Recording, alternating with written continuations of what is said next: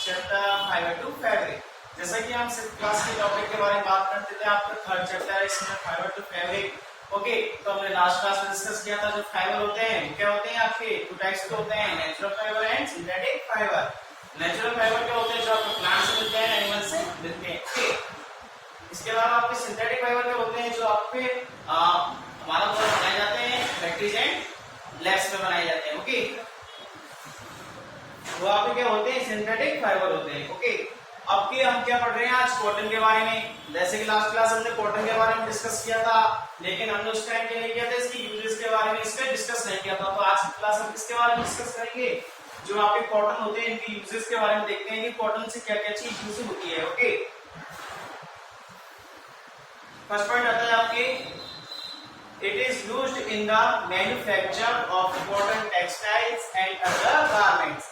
यानी कि जो आपके कॉटन होता है इसका यूज किसमें किया जाता है, आपके मैन्युफैक्चर करने में किया जाता है। किस किस का मैन्युफैक्चर किया जाता है, इससे मैन्युफैक्चर किया जाता है आपके टेक्सटाइल एंड आपके जो अंडर गारमेंट्स के जो क्लोथ्स होते हैं उनको मैन्युफैक्चर करने में कॉटन का यूज किया जाता है। ओके, इसके अलावा सेकंड पॉइंट आता है, raw cotton is sterilised and then used as ornament is hospital. यानी कि जो आपकी रॉ मटेरियल्स होते हैं, लाइक आपके जो कॉटन जो रुई वगैरह होती है ना, इसका यूज किसमें किया जाता है, आपके हॉस्पिटल्स में किया जाता है। आपने देखा होगा कि ड्रेसिंग करने में किसका यूज किया जाता है, कॉटन का यूज किया जाता है। ओके, तो raw cotton is sterilised and then used as ornament in hospitals. Okay, next point आता है, cotton is used as fillers in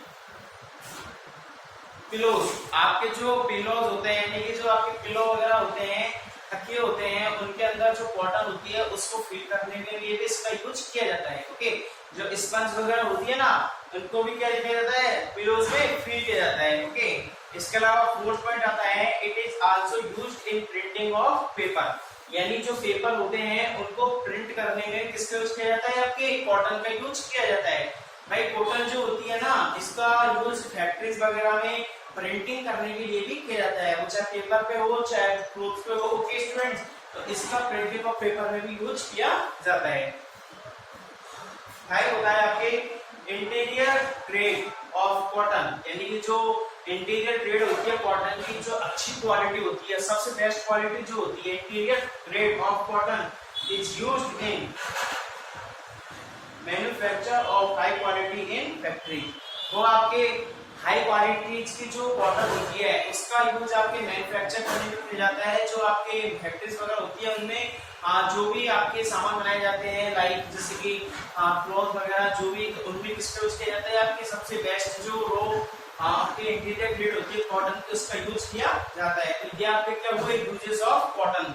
okay students, तो नेक्स्ट आता है आपके making fabric from cotton fibres. यानी कि आपके पास में कॉटन फाइबर है तो उससे आप कैसे फैब्रिक बनाओगे। यानी कि आपने देखा होगा आपकी मम्मी वगैरह घर में ऊन से क्या बनती, स्वेटर वगैरह बनती रहती है ना, तो उससे कैसे बनाते हैं। ओके, यानी कि making fabric from cotton fibre. Okay, इसको हम करते हैं, फर्स्ट ऑफ ऑल आपके जो कॉटन बॉल्स होते हैं, यानी कॉटन बॉल जो होते हैं, इकट्ठा होता है, इसका आप बीनिंग करते हो। बीनिंग क्या होती है, to obtain cotton fibre from cotton balls. यानी कॉटन बॉल्स में से कॉटन को निकालना कौन सी प्रोसेस होती है, बीनिंग प्रोसेस होती है। ओके, यानी कॉटन बॉल्स को बीनिंग प्रोसेस से आप टू पार्ट्स में डिवाइड करते हो। फर्स्ट होता है आपके कॉटन सीड, यानी कॉटन जो सीड्स होते हैं वो, एंड सेकंड होता है आपके लिंट। अच्छा, लिंट क्या होता है, जो अच्छे कुछ जो कॉटन पार्ट्स होते हैं उसे क्या बोलते हैं, लिंट बोलते हैं। ओके, अब लिंट को आप क्या करोगे, स्पिनिंग प्रोसेस करोगे, जिससे क्या बन जाएगा, यर्न बन जाएगा। ओके, अब यर्न को आप क्या करोगे, वीविंग और